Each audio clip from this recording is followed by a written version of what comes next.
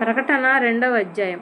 ఎఫెసులో సంఘదూతకు ఇలా వ్రాయి, తన కుడి చేతిలో 7 నక్షత్రాలను పట్టుకుని ఉన్న వ్యక్తి, 7 బంగారు దీప స్తంభాల మధ్య నడుస్తున్న వ్యక్తి చెప్పే విషయాలేవంటే, నీ క్రియలు, నీ ప్రయాస, నీ సహనం నాకు తెలుసు.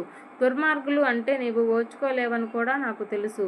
తాము క్రీస్తు రాయబారులు కాకపోయినా రాయబారులమే అని చెప్పిన వారిని పరిశీలించి, వారు అబద్ధీకులని నీవు పసిగట్టావు. నీవు భారం భరిస్తూ ఉన్నావు, నీకు సహనం ఉంది, నా పేరు కోసం ప్రయాసపడుతూ ఉన్నావు, కానీ అలసిపోలేదు. అయినా నీ విషయంలో నాకు అభ్యంతరం ఒకటి ఉంది. మొదట నీకున్న ప్రేమ విడిచిపెట్టావు. అందుచేత ఏ స్థితి నుంచి కింద పడిపోయావో జ్ఞాపకం చేసుకో.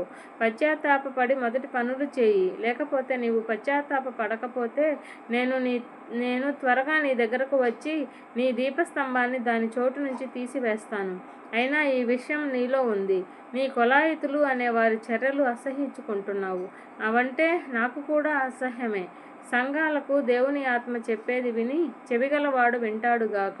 జయించే వ్యక్తికి దేవుని పరమానంద నివాసంలో ఉన్న జీవవృక్ష ఫలం తినడానికి ఇస్తాను. స్మరణలో ఉన్న సంఘదూతకు ఇలా వ్రాయి, మొదటివాడు చివరివాడు చనిపోయి మళ్ళీ బ్రతికినవాడు అయిన వ్యక్తి చెప్పే విషయాలేవంటే, నీ పనులు, బాధలు, దరిద్రం నాకు తెలుసు. అసలు నీవు ధనవంతుడివే. తాము యూదులు కాకపోయినా యూదులమే మేము అని చెప్పిన వారి దూషణ కూడా నాకు తెలుసు. వారు సైతాను సమాజం. నీకు రాబోయే కష్టాలకు భయపడకు. ఇదిగో విను, అపవాద పిశాచం మీలో కొందరిని ఖైదులో వేయించబోతున్నాడు. ఇది మీ పరీక్ష కోసమే. 10 రోజుల పాటు మీరు బాధలకు గురి అవుతారు. మరణం వరకు నమ్మకంగా ఉండు, నీకు జీవకిరీటం ఇస్తాను. సంఘాలకు ఆత్మ చెప్పేది చెవి ఉన్నవాడు వింటాడుగాక. జయించే వ్యక్తికి రెండో మరణం వల్ల ఏమీ హాని కలగదు. పెర్గములో ఉన్న సంఘదూతకు ఇలా వ్రాయి, పదును గల 2 అంచుల కత్తి ఇలా వ్రాయి, పదును గల 2 అంచుల ఖడ్గం ఉన్న వ్యక్తి చెప్పే విషయాలేవంటే, నీ పనులు, నీ నివాస స్థలం నాకు తెలుసు.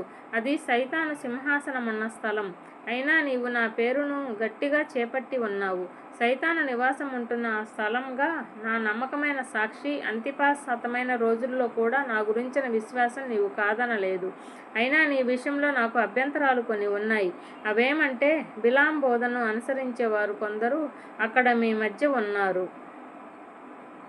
అతను విగ్రహాలకు బలి చేసిన వాటిని తినేలా, వ్యభిచారం చేసేలా ఇజ్రాయేల్ ప్రజలకు ఉరి వడ్డాలని బలాకుకు నేర్పాడు. అలాగే నీ కొలాయితుల బోధన అనుసరించేవారు కొందరు కూడా మీ మధ్య ఉన్నారు. అదంటే నాకు అసహ్యం. కనుక పశ్చాత్తాపపడు, లేదా నేను నీ దగ్గరకు త్వరగా వచ్చి నా నోటితో ఖడ్గంతో వారి మీద యుద్ధం జరిగిస్తాను. సంఘాలకు ఆత్మ చెప్పేది చెవి ఉన్నవాడు వింటాడుగాక. జయించే వ్యక్తికి తినడానికి మరుగైన మన్నా నేనిస్తాను. ఒక తెల్లని రాయి కూడా ఇస్తాను. ఆ రాయి మీద కొత్త పేరు ఒకటి రాసి ఉంటుంది. అది పొందే వ్యక్తికే ఆ పేరు తెలుస్తుంది కానీ మరెవరికీ కాదు. తుయతైరాలో ఉన్న సంఘం దూతకు ఇలా వ్రాయి, మంటల్లాంటి కళ్ళు, మెరుస్తున్న కంచులాంటి పాదాలు ఉన్న దేవుని కుమారుడు చెప్పే విషయాలేవంటే, నీ క్రియలు, ప్రేమ, విశ్వాసం, సేవ, నీ సహనం నాకు తెలుసు. నీ మొదటి క్రియల కంటే ఇప్పటివి ఎక్కువే. అవి కూడా నాకు తెలుసు. అయినా నీ విషయంలో నాకు అభ్యంతరాలు కొన్ని ఉన్నాయి. అవేమంటే, తాను ప్రవక్తనని చెప్పుకుంటున్న యెజబెల్ అనే స్త్రీని ఉండనిస్తున్నావు. ఆమె నా దాసులకు వ్యభిచారం చేయడానికి, విగ్రహాలకు బలి చేసిన వాటిని తినడానికి నేర్పుతూ తప్పుదారి పట్టిస్తూ ఉంది. ఆమె వ్యభిచారం గురించి పశ్చాత్తాపపడడానికి ఆమెకు నేను సమయం ఇచ్చాను, కానీ ఆమె పశ్చాత్తాప పడలేదు. ఇదిగో విను, ఆమెను మంచం పట్టిస్తాను.